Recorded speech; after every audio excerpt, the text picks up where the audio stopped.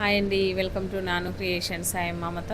ఈరోజు అయితే నేను పులిహార చేస్తున్నానండి, చింతపండు పులిహార. మొన్న 3 డేస్ బ్యాక్ కూడా చేశాను, చాలా బాగా వచ్చింది. మళ్ళీ అందుకే ఈరోజు కూడా చేస్తున్నాను. పులిహార చేసుకోవడానికి తాలింపు పెట్టాలి కదండి. తాలింపు కొరకు అయితే నేను కొంచెం పల్లీలు, జీలకర్ర, మినపగుండ్లు, ఎండుమిర్చి, కరివేపాకు, కొంచెం బెల్లం, ఇంగువ తీసుకొని పక్కన పెట్టుకున్నాను. పక్కనేమో రైస్ ఉడుకుతుంది. ఇక్కడేమో చింతపండు నానబెట్టుకున్నాను. మనం ఎంత రైస్ తీసుకుంటామో అంత క్వాంటిటీ, అంటే దానికి ఎంత చింతపండు అయితే సరిపోతుందో అంత తీసుకుంటే సరిపోతుంది అనమాట. ఎక్కువ తీసుకుంటే పులుపు ఉంటుంది, తినలేం, బాగుండదండి. పులిహోర అంటే ఇక ఎంత బాగుండాలి అంటే మనకి ఇంకొంచెం ఉంటే బాగుండు అనేలాగా ఉండాలి అండి. అట్లా వేసుకోవాలి అనమాట. పులుపైన మరి అందులో వేయాల్సిన ఇంగ్రీడియంట్స్ ఏది ఎక్కువ తక్కువ లేకుండా చూసుకొని వేసుకున్నట్లయితే చాలా చాలా టేస్టీగా ఉంటుంది. ప్రాసెస్లోకి అయితే వెళ్ళిపోదాం. అయితే నేను ఒక గిన్నె తీసుకున్నాను, అందులో కావాల్సినంత ఆయిల్ తీసుకున్నాను. చెప్పాను ఫస్ట్ ఏది ఎక్కువ వేసుకోవద్దు తక్కువ వేసుకోవద్దని. మనం ఎంత రైస్ క్వాంటిటీ తీసుకుంటాము, ఎంతమంది చేస్తున్నాం అనే దాన్ని చూసి ఆయిల్ అయితే వేసుకోవాలి అనమాట. నేనైతే 2.5 స్పూన్ వేసాను, 3 మెంబర్స్కి మాకు. ఆయిల్ బాగా హీట్ అయిన తర్వాత పల్లీలు వేసుకోవాలండి. ఫస్ట్ అయితే కొంచెం పల్లీలు అన్నీ తాలింపు గింజల కంటే పల్లీలు కొంచెం ఒక 30 సెకండ్లు అట్లా లేటుగా ఎగుతాయి కదా, అంటే టైం పడుతుంది అనమాట. అందుకని నేను పల్లీలు ఫస్ట్ వేయించుకుంటాను.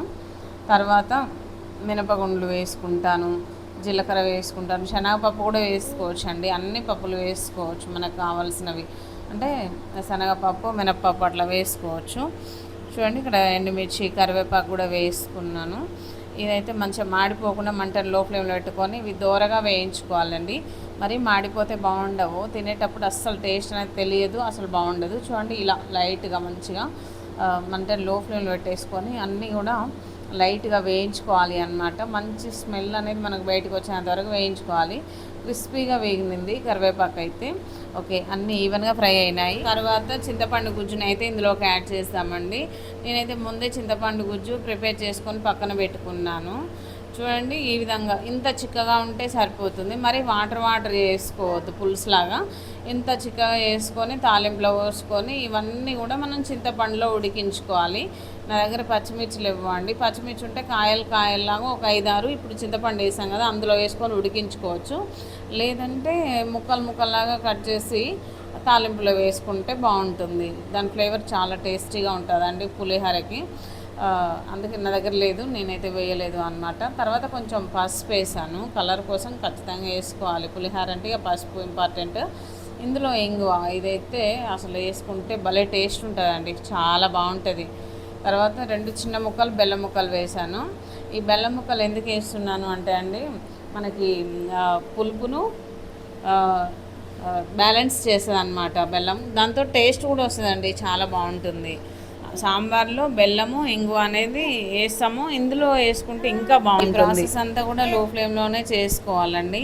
లో ఫ్లేమ్లో ఉడికించుకుంటే మనకి చింతపండు పచ్చివాసన రాకుండా పోతుంది, చాలా టేస్టీగా ఉంటుంది. ఇవి ఉన్నాయి చూసారండి, తాలింపు గింజలన్నీ, మిరపకాయలు, కరివేపాకు చింతపండులో ఉడికి చాలా చాలా టేస్టీగా ఉంటాయి. తినే ముందు చాలా బాగుంటాయి, పుల్ల పుల్లగా, కొంచెం ఇంగువ స్మెల్ తోటి సూపర్ టేస్ట్ ఉంటాయి. అందుకని చెప్పేసి నేనైతే లో ఫ్లేమ్లోనే ఇదంతా ప్రాసెస్ కానిచ్చేసాను. చూడండి, చింతపండు అంత దగ్గరికి ఉడికిన తర్వాత ఆయిల్ పైకి వచ్చేంత వరకు ఉడికించుకోవాలి. తర్వాత మనం ఏ రైస్ని అయితే వేయాలనుకుంటున్నామో అది వేసుకోవాలి. నైట్ అన్నం ఉన్నా వేసుకోవచ్చు, లేదంటే మార్నింగ్ వండింది ఈవినింగ్ టైంలో అయినా వండుకోవచ్చు పులిహోర. నేను అప్పటికప్పుడు వండుకొని చేసుకుంటున్నాను. మా ఇద్దరికి, మా అబ్బాయికి, ముగ్గురికి చేస్తున్నానండి పులిహోర. చాలా బాగుంటుంది నేను చెప్పిన స్టైల్. తాలింపు అంతా అన్నానికి పట్టేలాగా బాగా మిక్స్ చేసుకుందాము. నేను ఫస్ట్ అన్నాన్ని అయితే చితుముకొని పక్కన పెట్టేసుకున్నాను. కొంచెం కొంచెం పెళ్ళలు ఉంటాయి కదా చిన్న చిన్నవన్నీ, అవి లేకుండా మనం కంప్లీట్గా కలుపుకోవాలి. ఓకే ఫ్రెండ్స్, చూసారు కదా, 1 గంట సాయంతో నేనైతే దీన్ని మొత్తం కలిపేసుకుంటున్నాను.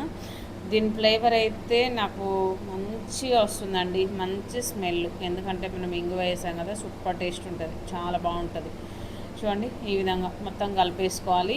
మనకి ఇంట్లో కూరగాయలు లేనప్పుడైనా సరే, అప్పటికప్పుడు తినాలి అనిపించినప్పుడైనా సరే, మనం గుళ్ళలకు అప్పుడప్పుడు పోయినప్పుడు వేస్తుంటారు కదండి ప్రసాదంలాగా, కొంచెం వేస్తుంటారు. అది తిన్న తర్వాత మళ్ళీ ఇంకొంచెం అయితే బాగుండు అనిపిస్తుంటుంది కదా, అలాంటి టైంలో కూడా మనం ఇంట్లో చేసుకోవచ్చు. సేమ్ యాజ్ టీజ్గా అదే టేస్ట్ వస్తుంది, అంతకన్నా బాగా వస్తుంది. ఊళ్ళో ఇచ్చే ప్రసాదం కంటే కూడా చాలా బాగా వస్తుంది. అన్ని ఇంగ్రీడియంట్స్ వేసుకోవాలి, అన్నీ ఉన్నప్పుడే చేసుకుంటాను నేనైతే.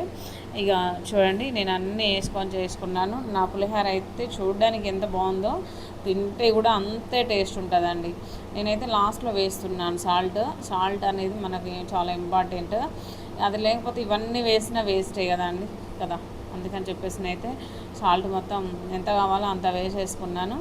ఈ వైట్ ఉండలు లేకుండా మొత్తం కలిపేసుకొని ఇక నేనైతే ఒక ప్లేట్లోకి సర్వ్ చేసుకుంటున్నాను. చూడండి పులిహోర ఎంత ఎమ్మి, ఎంత లుకింగ్ వస్తుంది కదా, చాలా బాగుందండి.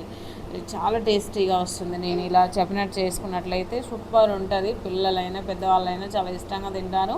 మనకి లంచ్ బాక్స్లోనైనా, మార్నింగ్ టిఫిన్కైనా, ఈవినింగ్ టైంలో డిన్నర్కైనా, ఇంట్లో కూరగాయలు లేనప్పుడు, తినాలి అనిపించినప్పుడు ఇలా హ్యాపీగా చేసుకొని ఇంట్లో ఉన్న వాళ్ళందరూ తినేయచ్చు అనమాట.